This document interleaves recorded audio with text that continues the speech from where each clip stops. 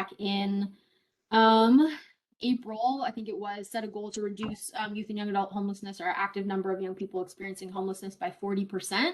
While we have not met that goal, we've been working, have a lot of efforts underway to continue to try to reduce that number. And we're really excited in that looking at our data, we are the first community to produce a sustainable, measurable reduction in homelessness for any population in Washington State, and the third in the country to do it for youth and young adults. I'm going to share my screen here to show you a bit of the impact of this work. So through the ACI, we've been looking quite a bit more at how we've been able to have an impact and what this looks like. And we have seen, here you can see our shift. These are our actively homeless numbers for us. In the Built for Zero world, you're going to hear more from Morgan about functional zero and what that means for youth and young adults, veterans, chronic, and singles. But a shift, meaning that we are seeing a change in our community, not just 1 month of a difference, but a change over time, is 6 consecutive months, either above and below your target. And we have seen that for our youth and young adults. So we've seen a shift for our active numbers. We also have seen a measurable reduction in the number of young people experiencing unsheltered homelessness. We started to see this happen by efforts of collaboration between lots of partners. We can talk more about that if folks are interested, or please come to youth subcommittee to hear more details. But we started to see this reduction even prior to young adult shelter opening, which is really exciting. And the goal is to have 0 unsheltered young folks. So if you have any ideas, thoughts, or work that you think would be helpful to contribute to those efforts, please let us know. Part of our work around that is we are doing case conferencing weekly for youth and young adults, and every other week focusing on our young people who are unsheltered. And then another update to report out is that we as a community have also increased housing placements, which, as y'all know, is incredibly difficult, especially during this time, and something that we're really proud of. So kudos to folks who are using our centralized diversion fund, finding creative housing solutions outside of our coordinated entry system, so we can make sure that those resources are really there for young people in the highest need. I'm going to talk about YHDP in a sec, but Julius, I'm wondering if I can kick it over to you to give an update on our most recent numbers and reporting through the ACI. For sure. I'm also going to share my screen really quick. So our most recent data that we've collected so far is from July 2021. So the numbers that Cecily was showing you were predominantly from the end of 2019 and up until June of 2021. We're working on getting our August data together. I've been working pretty closely with a data specialist at Away Home Washington, and we're really close to having a more automated tool that can process this data. It takes me about 6 to 8 hours to process this on a monthly basis manually. It takes the tool about 9 to 10 seconds to process it all. So anyway, our numbers have been we've been working on that. So we haven't quite gotten to a point where we're comfortable presenting August data yet. But this is the information that we had from July. As you can see on the left, those red circles represent the number of young people that are entering our system, whether that's that they're accessing a service for the first time from our recollection, or they're returning from homelessness, either from a previous permanent housing solution or from an inactive destination, meaning that they had engaged with a project and then they kind of disappeared for a while, and now they're coming back into the system for one reason or another. So that's what those red circles represent. The big blue one in the middle obviously is our active homeless number. So that 239 is a little bit higher than what we'd seen from the shift that Cecily was just presenting to us. So it's still right around where our median number is. We're presuming that this increase is partially due to the fact that we had kind of an early summer this year, and so temperatures have been starting to get a little bit lower earlier towards the end of the summer, as opposed to like early fall. And so we're seeing a few more people interact with the coordinated entry system which has as temperatures drop, we tend to see every year, of course, and then more engagement in shelters. We've also, with the advent of our young adult shelter, July, right around July, I think June, end of June, beginning of July was when we started to see a stark increase in interaction with that program, given that the temperatures were really high, the smoke was really bad, and also it launched in early May. So it took about a month or a month and a half before the word got out and traction really grew. So as that program has become more accessed more frequently, we're starting to see some new young people coming into our system that we weren't necessarily able to keep track of before, strictly with street outreach efforts. And then moving further to the right on this graphic, we can see that our housing placement for the month of July was 19, which is pretty close to what we have been tracking as Cecily was presenting our increase in housing placement rate. The high teens, low 20s per month has been kind of where we've been wanting to hover and stay at. And then we have 17 folks who have moved to inactive, meaning, as I mentioned earlier, that they have just kind of disappeared from our system, lost contact for one reason or another. Of course, we're not really sure whether that's a positive thing or a negative thing. So that's kind of where we're at, and that's what we're looking at with July.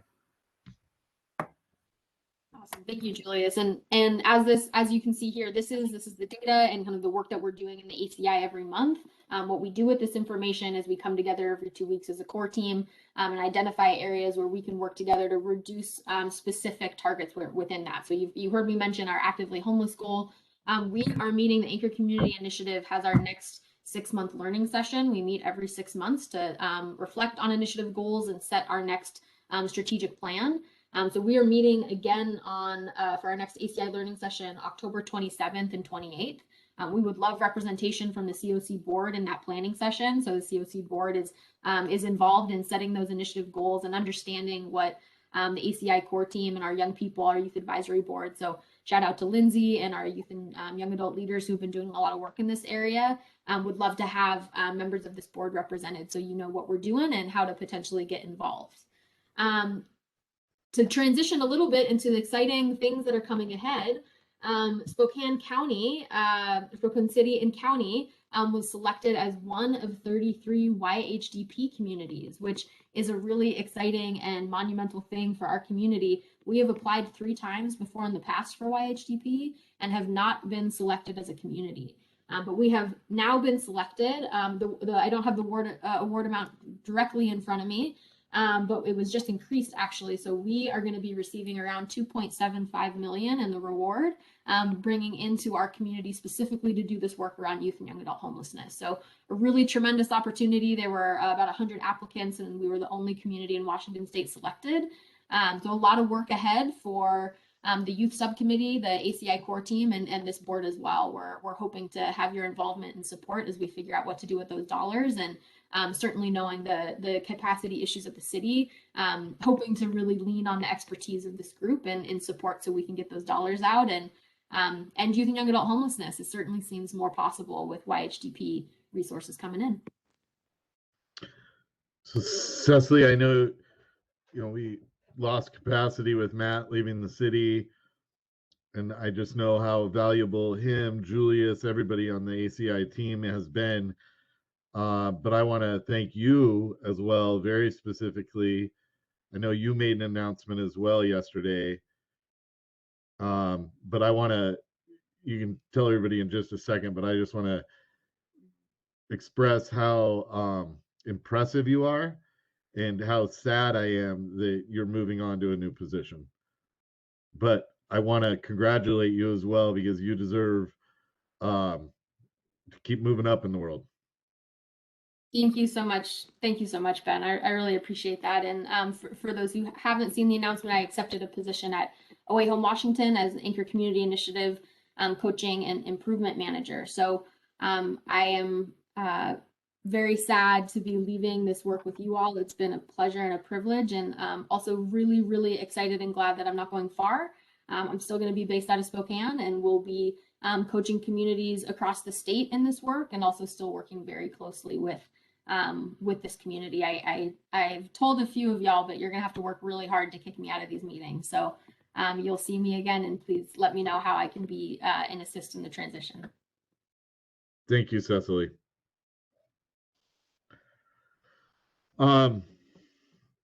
You're getting lots of good comments in the chat. I see it popping up as well. Okay, Morgan, can we jump to build to zero for now? Yeah, we can, though it's always very difficult to follow Cecily's wonderful presentations. But I am Morgan Smith. I started as the Built for Zero coordinator here in Spokane back in July. Built for Zero is similar to the Anchor Community Initiative in working towards functional zero. And if you haven't heard of functional zero or heard it defined before, it is a population marker in our community that recognizes that getting to actual zero homelessness doesn't take into account the ways that our systems and society is set up. And so it looks at the number of inflow, which Cecily just described really well for us, are people entering into the homeless services system on a monthly basis and wanting that number to be less than or equal to the number of people we can routinely house, which is our outflow. And that's how we get to a functional zero.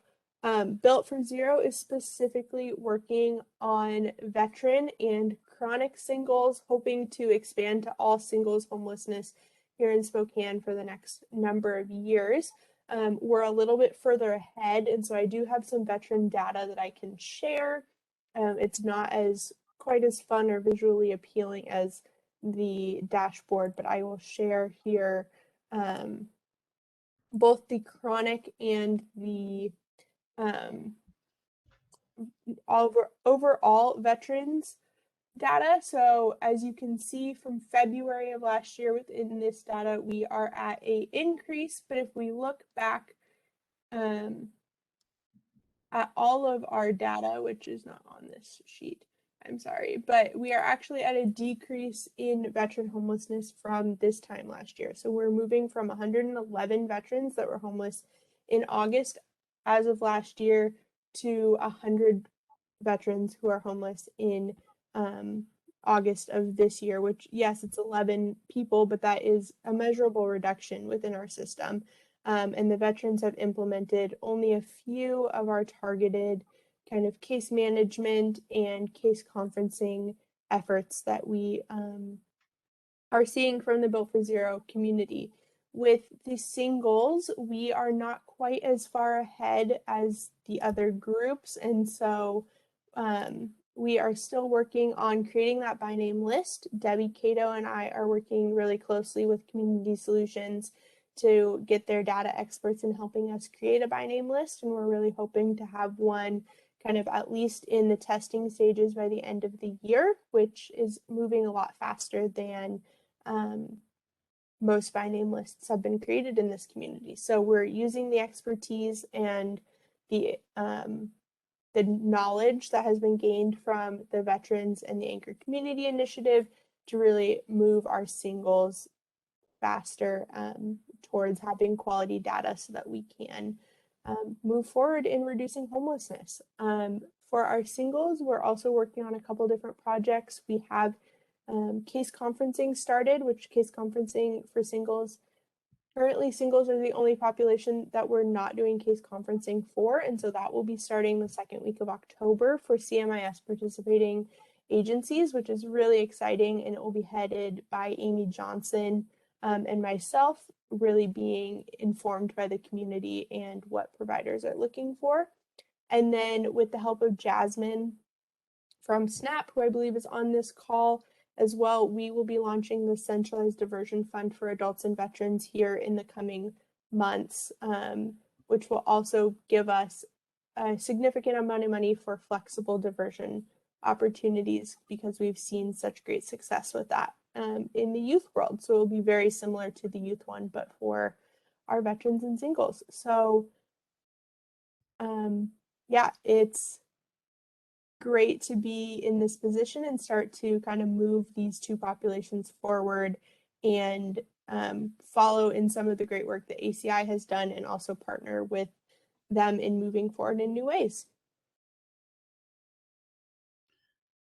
Thanks, Morgan. So,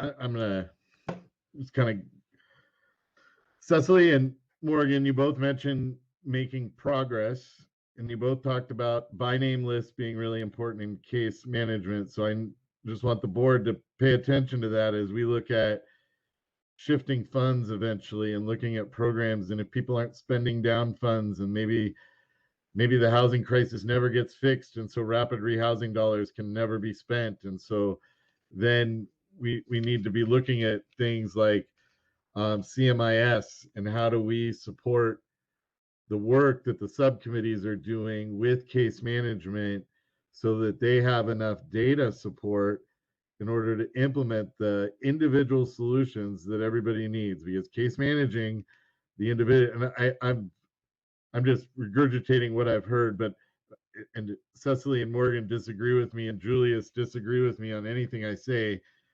but from my understanding is the way we're going to be making impact long term over month to month to month to month over where it was and have a sustained decrease is as if we have the data and we have the know who they are by name, and if we're able to case manage them.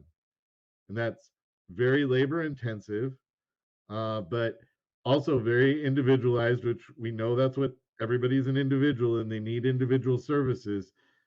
But in order to get those by name lists, in order to do case management, we're going to have more support out of the CMIS system to get that.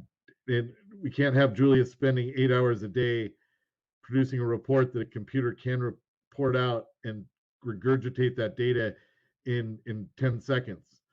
And so as we look at this year and evaluating programs, just keep that in mind, that there is not enough support right now inside the CMIS system in order to get our subcommittees the data they need in order to case management the people that are experiencing homelessness. And so I think it's really important, and it's been coming up in most of the meetings I have with various members of the subcommittees, that is a hole in our system right now, because we know how we can make a difference, but we still don't have enough resources on the CMIS side.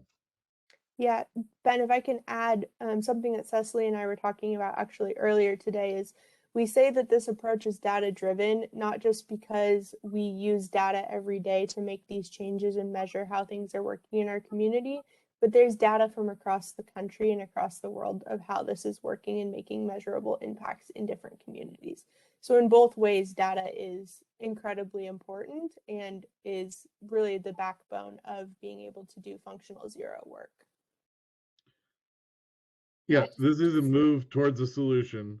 We just need to make sure the COC is using our dollars to support that move towards a solution.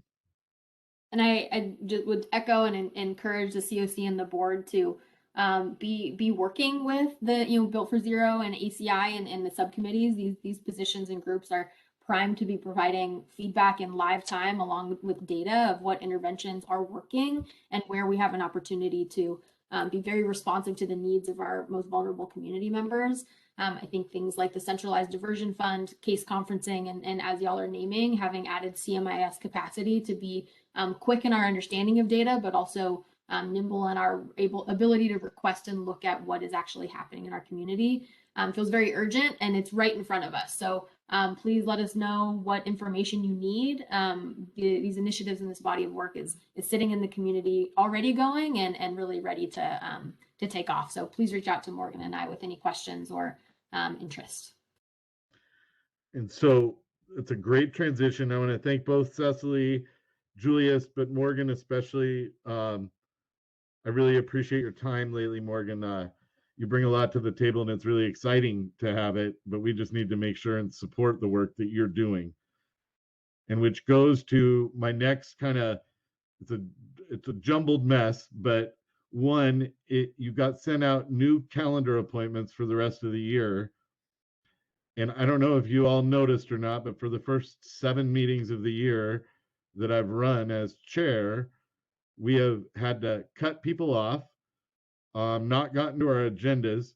So your new calendar invite is for a 2-hour meeting instead of an hour and a half meeting. And I know how painful that is. And I'm sorry, but in order to get the feedback loops that we need from the decisions we're making, but also the feedback that we're supposed to be providing as a broad diversity of people on a board representing the community, we need to have more time in order to learn what Morgan and Cecily and the subcommittees are doing, and also learn from each other. And so we talked about this at executive. The calendar invites have been sent out. I understand if some of you have other standing meetings and can't join till late, but that's why the meeting is now 2 hours. Which kind of goes to my second on helping out, but also providing that feedback loop that where the board is participating and the subcommittees are participating. We have a lot of work to do in order to do it. Plus, we have some work that our charter says we're supposed to be doing. And as Becky and Debbie go through the NOFA, that we're not doing yet. And just due to we're things, it's been a busy year so far, but we need to get to the point, and I'm going to see if I'm allowed to.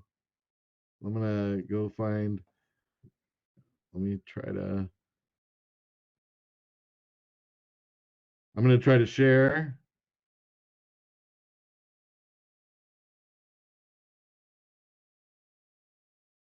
Is anything showing up?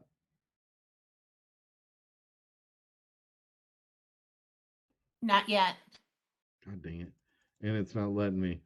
Okay, can't display shared content because I'm on a web browser, not on the application. Okay, so what I'm asking everybody, and I'm going to send you a sheet afterwards with details, is that board members of the continuum of care, and I know some of you are heads of agencies and can't do this, so then I would ask that somebody from your agency with the same expertise as you join. But we need board participation in the work groups that are created in our charter, but we also need a board member or two participating in the subcommittees. And so when I say please join the youth subcommittee, we're not asking you to go on and be the chair. They all have chairs and co-chairs and participating members. We're asking you to go listen and learn, but then if it's an area of your expertise, maybe you can help as well. But you're also, and I know this from attending subcommittee meetings, you're going to be able to glean a lot of information that you wouldn't from these meetings, and we can create a much better collaborative effort moving forward. And so we've got 5 different, I just want you to think about this, and then you'll be getting an email from me. But, and I'm saying if you can't join as a board member, think of somebody else in your organization that could offer to this. So that's the single subcommittee, the family subcommittee, the veteran subcommittee, the youth subcommittee, and the diversion subcommittee. And then we also we have a board recruitment committee, but Dale and I work on that. Somebody could join that with us. Brian Davenport has agreed to co-chair the racial equity work group that our plan and the NOFA call for us to have, and we need to jumpstart that right away. We also need to have a data work group so that somebody is looking at that data monthly and working with the city and the CMIS system, and then figuring out where problem areas are or positive areas are, and then bringing that forward to the board meeting. And then per the NOFA, we also need to have a work group on criminalizing homelessness. So what I'll do is I'll send out a sheet that says, here are all the subcommittees. Here is when they meet monthly. And then who the contact person is for the work groups. Most of these are going to be brand new. And did Daniel just post, or who just posted? Did I miss something? Well, Daniel, I didn't know there was a CMIS dedicated subcommittee already. That's a different group, Daniel. That group works on the CMIS system specifically. The Data and Performance Work Group is a group intended to work on what data and performance measures the board wants to look at on a monthly basis. Dang it, Debbie, come on. All right. But I will send that out. And I Ben, would ask that everybody contemplate this and then maybe get me a new, get back to me within a week. And I will send that out when I send the minutes, probably tomorrow. Ben, But- there's also a funding and RFP committee. Yeah, there is the RFP committee. So maybe some people are already on the RFP committee. They could join that, or they could say, I'm already participating in the RFP committee. Does anybody have any questions on that? Because if I heard this in a meeting, I'd be like, I don't have time for you. But I'm asking you because it's really important in order to create the feedback loops. If the continuum of care is going to function as a community representative to really distribute these funds correctly, but also it's really important that we don't let we've tried, we have some joint meetings with the exec committee. We've tried adding them to the agenda, but what we don't want is the subcommittees who are getting the work done and we're seeing progress feeling like the board is completely disconnected, or the board feeling like we're disconnected from the work that's being done out there that's making a difference.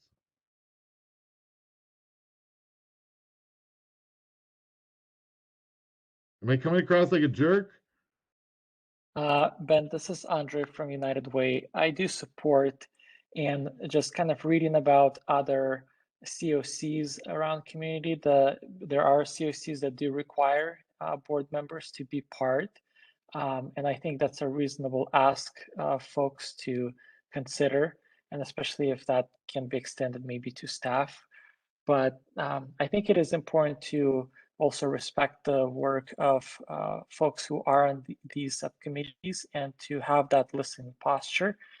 We can learn a lot and we can continue to move this work forward. So I'm definitely in full support, and I'm glad that this is coming. And this is, again, the next step for the COC development. And I believe this will make our work stronger and better understood.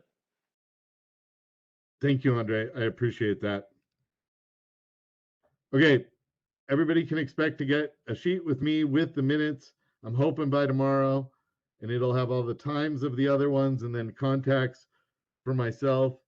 And I will help you out however you possibly can. And I've been in the position where some of you are at, and I understand it's going to be hard, but I don't think we're going to continue to progress forward unless we all know exactly what's going on. And this is the way to create that really good communication and not leave people on an island doing the work either. Okay. I'm gonna throw out an idea, and everybody, I'll just kind of open it up for, we have 6 minutes, and that is I really feel like we could do, if things progress correctly, because if things had progressed correctly, I had said we'd go back to in-person meetings in September. We're not there. I would like to have a retreat of some form in January where we can revisit and update the 5-year plan and revisit and make sure we're grounding our work in our charter and in the 5-year plan, and really look to the year ahead in planning for that. I just think there's lots of different new board members. A lot of people have come on at different times.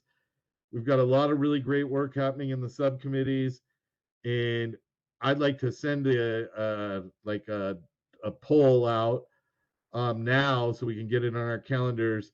And I don't know if January is an awful time or not, but the holidays would be awful. Thanksgiving would be awful. And if I told you October, you'd all say I was crazy because your calendar's already full. So I'm thinking January. We could even have an hour at the end. I do want to do it in person, though. I don't want to do another Zoom. I don't want to do a Zoom retreat. But you could even have an hour at the end where we had a joint meeting at the end with the CHHS board and the county board are invited that do allocations for them, and we can all chat to create some relationships there as well, because all of my conversations with the city CHHS board have resulted in really good collaborations and education.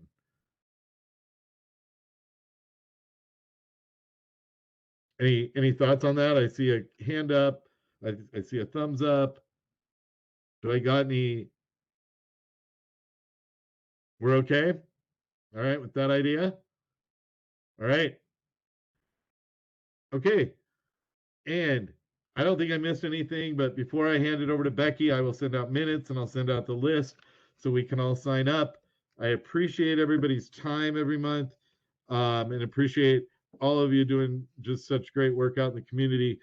With that, just Becky, we all recognize just the number of staff that have left the city and how you are working on the home dollars.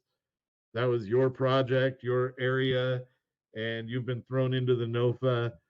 So we really appreciate it. And appreciate all the work, Becky, that you are doing and have been doing. So thank you, Becky. And with that, I'll turn it over to her to talk about the NOFA.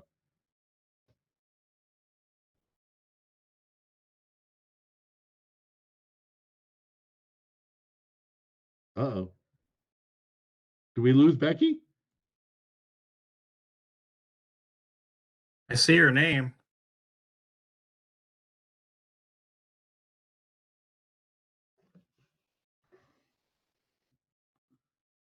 Is she still on?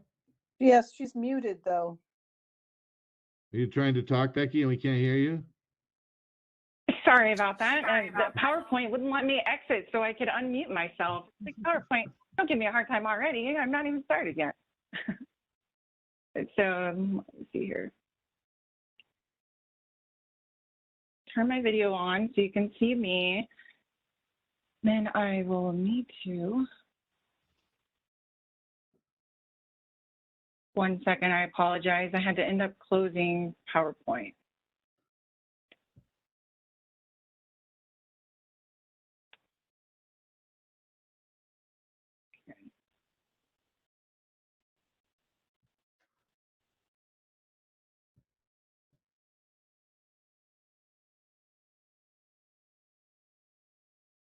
All right, can you guys see my screen here? I'm not going to go into the presentation mode in case it starts to give me a hard time. So we'll go through this version. So fiscal year 2021, Continuum of Care, NOFO. Previously, they called it Notice of Funding Availability. They recently changed it just to align with the Office of Budget Management for the Notice of Funding Opportunity. So that language I'm sure will stay, so please don't be confused by that. So HUD released the NOFA on August 18th. I'm going to run through very high level of the NOFO items. Well, I'll go over the kind of the evaluation process for projects, both renewal and new projects. And then I will talk about the timeline and what's expected for the board. And then we'll have some time for questions there at the end. So we're going to move right along. And this year's NOFO, there's 2.6 billion available. It includes 52 million that's specifically available for domestic violence bonus projects, specifically to assist survivors of domestic violence, dating violence, and stalking. So we're required to submit the entire package to HUD on November 16th. Always a quick and tight timeline for us. And we rely on so many people within the community to make it happen. So I always appreciate everybody's joint effort in this piece. So for Spokane, our tier 1, so I guess maybe I should explain, since there are so many new people, HUD requires that we not only rank our projects, but also they give us this tier 1, tier 2 terminology. Tier 1 really means that it's basically our entire renewal package. So all of the projects that are currently funded, less some minor calculation shifts. And this year that amount is $4 million, about $4 million. And so that's the amount of money that we can guarantee will be renewed, assuming we meet all of HUD standards. And then we end up with this tier 2. And the tier 2 group, it's whatever's remaining, and it generally includes, you know, those amounts that are available for the bonus availability. And anybody that ends up in tier 2 is put at risk for losing funding. And so it's always this kind of juggle and balance between our community priorities, new projects that we want, and those that we need to make sure we keep that could be for a special or unique population, and that already has limited funding. So little tier 1, tier 2, I will explain more when we go to do that. I won't bog that down at this point. The domestic violence bonus that's available to Spokane is $516,017. And then there's also a permanent housing bonus that's $203,218. So HUD this year has, of course, many policy priorities. That, of course, is ending homelessness for all populations. They, a couple of years, shifted to having continuum of care focus on a system level performance and how each of our projects are contributing to those different reductions for the populations they serve. And so that's part of what we evaluate projects on in terms of renewing them.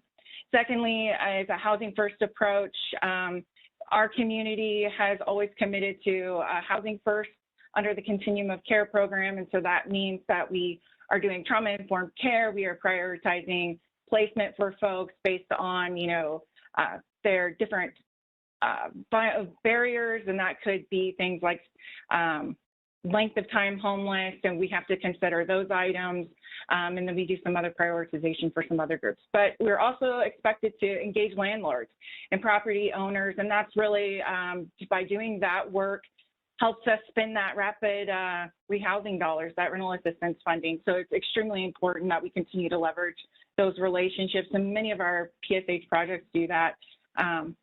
But I think, you know, as our community has built this out more and more with our different committees, it's always important to have the board engaging. Thirdly, another priority is, of course, reducing unsheltered homelessness. I won't explain that. I think that's pretty straightforward. And then improving system performance. And so we're expected to not only understand how people are flowing from the street to shelter all the way through the different interventions, length of time homelessness, how frequently people are returning, why are they returning to the crisis response system, and then understanding, of course, those benefits and how we're able to keep people stably housed. Of course, it is a priority that we not only maintain, but also protect the coordinated entry system and the way in which we prioritize people. That's really how we've been able to make the gains that you're seeing, for example, with like youth homelessness. And veteran homelessness and the other populations is through that coordination. And so I want to encourage you to continue to protect coordinated entry. It's extremely important. A newer priority in the NOFO this year was partnering with housing, health, and service agencies. This is really from the pandemic that we've gone through, making sure people have connections to healthcare options and also, you know, medical insurance, making sure that they can leverage other benefits that are available to them. And then how are we partnering with our public housing authority from, you know, project-based vouchers and how those are routed through coordinated entry and so forth. And then of course we want to partner with our local workforce centers and any tribal organizations. As you know, racial equity is extremely important. The last full-blown NOFO that we had in 2019, there was an initial push towards evaluating racial equity for the homeless crisis response system and understanding where people of color are experiencing barriers, how their housing outcomes differ from those that are their counterparts, and then how we can improve system processes to ensure equity. And I will tell you that this is a really big one because we are required on the NOFO to respond to whether or not our community has completed an assessment within the last 3 years, and then what are those results from the assessment, and then what are our strategies to address them? It's extremely important that the board starts working on this so that way we can at least respond with, we're working towards a work group. The last priority identified in the OFO was engaging and incorporating people with lived experience into every phase of the continuum of care, from the board to the subcommittees to planning, also incorporating that perspective into how we're evaluating projects as well. And so this is something I'll talk about a little bit later. We need to really make sure that we are engaging, and it's always encouraged when you do work groups, special topics, to try to get a co-chair with lived experience. I think it's a great opportunity to pull people in and get that perspective.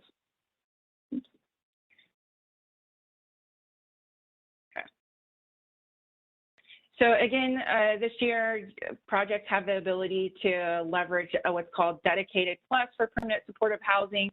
And really, the Dedicated Plus piece came from the need on the ground where you had people who were evicted out of a permanent supportive housing project that, of course, ended up on the street and still needed housing. So HUD came up with a little bit of a caveat for different people to still get housing without having to basically create another long length of time homeless to meet chronic homeless definitions, which requires a year or 4 episodes totaling in a year in order to get into that housing. And so HUD came up with some different options. I think it's been great to have all of our continuum of care projects commit to being able to be Dedicated Plus, and it gives them that flexibility and helping ensure that we can try to serve people as best we can. Even though they may have some barriers and have exited housing, we still need to make sure that we're addressing it for them. Of course, again, projects who are already funded with COC dollars have the ability to consolidate. You've seen this already happening, and it's again an option with this year, and it will continue to be. So this is the great, exciting piece, right? So permanent housing bonus, I mentioned a little over 200,000. We can only do it's supportive service only, focusing on coordinated entry, expansion, joint transitional housing or rapid rehousing projects. And then rapid rehousing and permanent supportive housing are available. We can also do expansions of existing continuum of care projects with some of the different funding options, whether it's the bonus, DV bonus, or if we were to choose to reallocate a project, we could shift that money into another one. There's also, of course, the ability to expand to leverage that DV piece into some projects. The last time we had a full-blown NOFA, we did expand coordinated entry for both families and singles to take advantage of those funding opportunities.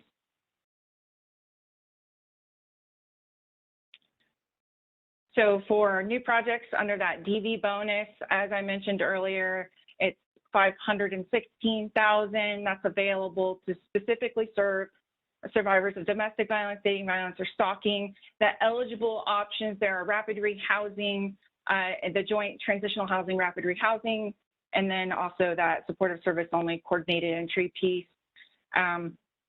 We can expand. I will tell you that we were able to have the Y take on some other funding, and we've been reaching out to all of the folks in the community that kind of work with this population to see if we could get anybody to apply for the DV bonus, because there is so much available. You know, we want to make sure we take advantage of it.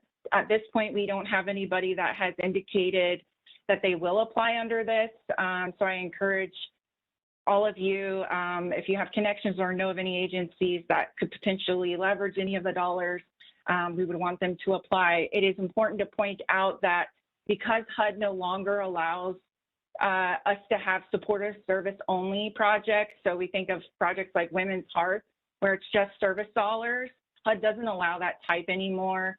It's only available now for coordinated entry. And so it limits our ability to put out funding like this that's just for the service piece. And folks are going to have to do that, like some type of housing component along with the service piece, which is why I think it's harder, right? Given everything that we're experiencing to get people to apply. But I do want to point that out, that we are reaching out and but we haven't gotten an indication one way or the other really from anyone. Becky and Jennifer, is Jennifer, are you here?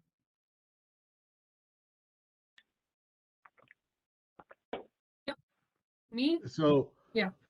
I haven't been following the exact requirements of this, but would this help fund potentially the hotel project that we're meeting again about on Friday? Like, would it fund some beds in the hotel that we want to lease out?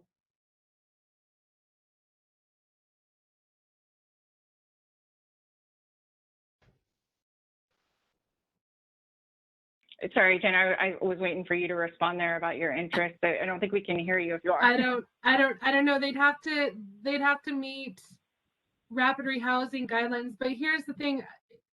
We declined to apply just because getting the staffing has been really difficult for these projects, and the housing shortage. We're worried that we won't spend down our current projects because of the lack of affordable housing that meets the guidelines. And I guess So- I guess, Becky, what meets the guidelines? If we're talking about a hotel, and we have a severe need for refugee housing. My understanding is 200 to 300 Afghanistani. I don't think they have refugee status, but refugees from Afghanistan start arriving next week, and there's no housing for them. The Arc of Spokane is losing homes and doesn't have enough developmentally disabled housing. We have a shortage of DV housing. Can't we coddle together these and get a hotel? Commerce has got some dollars, and can't we put these DV bonus on top of those dollars to get that project going so we can house all sorts of variety of people? Let's keep this in mind as we talk, Jennifer. Becky, I might invite you to the Friday meeting. Yeah, because Okay, Ben, we already have 500,000 in rapid rehousing DV specific, just to Yeah. see the why, and we're underspent right now on those dollars. So we already Yeah, and I think the have. rapid rehousing dollars are these just rapid rehousing dollars, Becky? So I want to be careful here with rapid rehousing. People have to have the ability to choose where they're going to live. They have to have the option, whether it's optional unit on site or external unit. It's going to be tough with a hotel option to meet rapid rehousing. Yeah. And I think that's the hard part. That's what Jen's talking about is we've already shifted some funding to them for rapid rehousing. They're having a hard time spending it because we're not seeing that movement in the rental market. But I want to at least do my due diligence here to say this is available. I think it's important we at least try to have a conversation. So I'm happy to attend that Friday meeting. Yeah, I didn't want to sidetrack you. In theory, it's an awesome idea, because these families we're working with, we follow them with a voucher after they stabilize. So if these hotels work, but they have to want to live there, and Yeah, you it's can't only just gonna do be set aside. You can't Yeah. set aside 10 units and say you're going there. That being said, though, choice, when people are choosing where they want to live, that sounds really pretty in this big universe of, oh, you get to choose where you live. The reality is we all know what the housing market is. So if there's a 1-bedroom open over here, people are going to choose to take it right now because there's no other choices to take anything else. Yeah, it's choosing homelessness or choosing to live there. Think of the transitional 100%, housing. I think we can fill But Yeah, we're just trying to fit these weird money buckets into. It's very much like. Yeah. Okay. I would All right, I'll be quiet, Becky. Keep going. I apologize for interrupting. No problem at all. So I'm going to shift into talking a little bit about what to expect. So right now, we've already received renewal project applications, and that's really just a Housing First assessment that we've adapted from a HUD tool. Goes through Housing First principles, and we understand how closely these projects are adhering to those principles. And so we're going through that scoring process right now. On the 3rd of October, all new project applications are due. And then staff will work through evaluating those applications. We've had a few meetings thus far with some folks that are interested. So we do have some interest, at least in some new money, but those projects are due on the 3rd. At that point, we'll score. Additionally, we're having the RFP and evaluation committee. I've got to get that meeting scheduled. And they'll meet to look at the data performance and financial management piece for renewal projects. And then while they're doing that, we'll be scoring new project applications, and then that group will circle back around and meet again to talk about new projects in an initial ranking list. And the RFP and evaluation committee creates a list. They provide ranking recommendations to all of you. And then at your October meeting, very exciting. Please make sure you attend. We're going to need absolutely everybody to make sure we have quorum, because there will be no option to bring you all back together before we have to meet some HUD NOFO type posting requirements. So please make sure you attend. I'm going to try to get the entire consolidated application, which is all of our narratives about how our community responds to homelessness for the different populations, along with some other details. Going to get all of that narrative to you. Tentatively expect that on the 20th of October. It's going to be really tight for us to turn that around, but I want to try to give you a full week to review it. Please be prepared to either send me any feedback or changes that you would like to see. You can do that either email, and I'll explain that in the email when I send it to you. But either be prepared to send email or come with your changes at that October meeting, because I'll need all of you to approve whatever version of the ranking list and that application narrative package at that meeting with any changes, because I have to turn around and get it posted to meet HUD requirements within a couple of days, because we have to notify agencies on the 1st of November. So Hey, Becky, I know it's a lot. Go ahead. Can we get the the meeting for the application review and ranking on the calendar, because calendars fill up quickly, and I just want to make sure that we prioritize that. Will do. Working through getting through all of these things in addition to the rest of the things I'm tasked with. So I know I'm a bit delayed on that. I will work on getting that out this week so we can get something on the calendar. So I apologize for that delay, Pam. Oh, don't apologize. I know you're just like hitting this head on, but I just want to make sure that we don't forget that piece, because I know it's really important. Will do. So Becky, this is Jan. are there, how much time are you looking to give the RFP committee to do the ranking? And because that's kind of a tough one, just so I can know what to expect. Sure, of course. So I'm going to have to apologize. It's going to be a tight turnaround. So you're going to just be doing the normal scoring performance, and then the financial management, as you guys have done in the past. It'll be, I'm probably going to have a week or so. I'm going to try to give you as much time as possible, but we're going to need to come back again and meet before that 20th time. So excuse me, before the October 20th deadline to get the packet to the board. So that way I can give that week review. And really, it'll be, I apologize, I'm trying to look at my calendar behind my screen, but I'm going to try for a week and a half. I know it'll be a crunch. I apologize. This year's just been a bit crazy because of all of the staffing changes at the city, right? Normally I would be much more on top of this and trying to get this done quicker, because I know I need to give you guys more time, but please, I apologize for giving you less time, but I'm doing it as fast as I can. I'll give you as much, but you'll have at least a week, full 7 days to do it. If you would like more time, then please tell me now, and I'll look at the timeline and shift where I need to get you that. we're gonna have to get it done because you're working really hard, Becky, and we understand the amount of stress that you're under. And we appreciate you. Thank you. That's we always appreciate hearing that support and feedback. It's been really hard for us staff at this city right now. And lots of challenges, so we really appreciate all the words of support.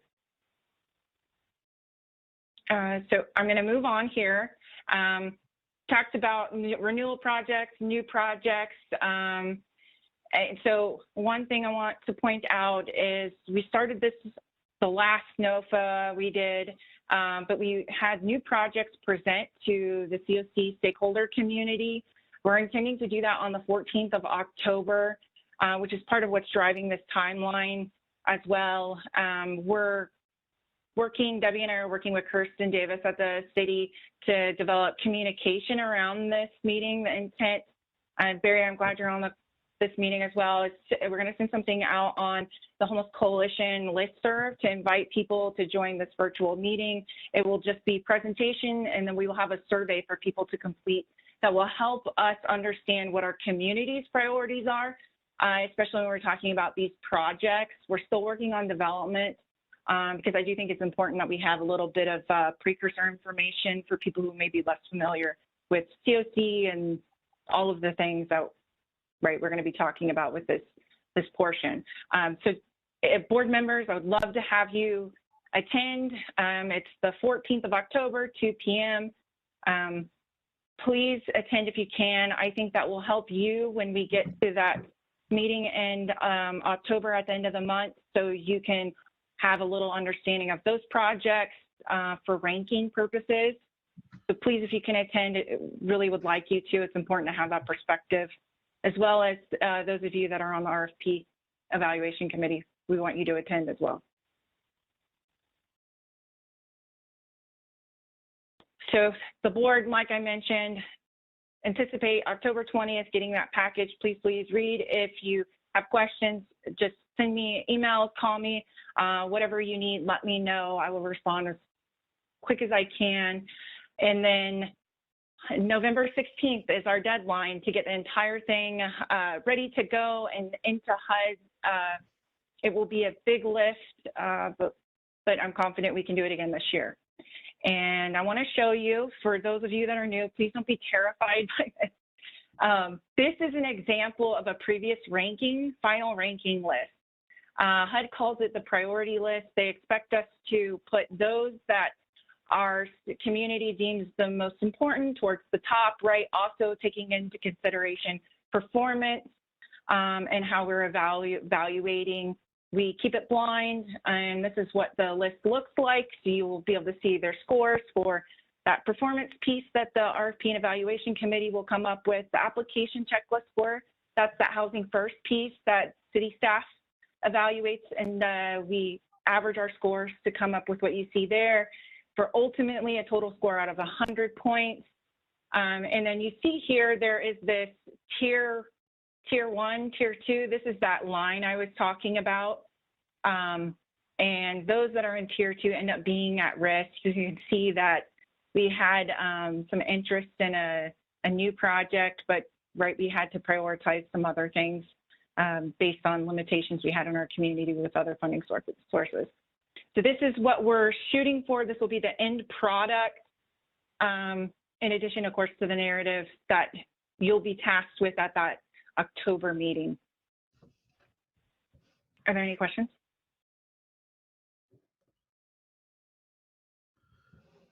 Are there any questions for Becky? That was very thorough, and that's the end of our agenda. I just want to say thank you to Danielle, Becky, and Debbie for all their work and help on everything, and totally get how things have gone wacky on you, and I appreciate that you're there working for us all, and you need to know how much everybody appreciates you. And with that, we'll keep following up. And Becky and Debbie, I'm sure I'll talk to you tomorrow. And everybody have a great evening. And thank you, everybody, for all of your work. Have a good evening. Bye.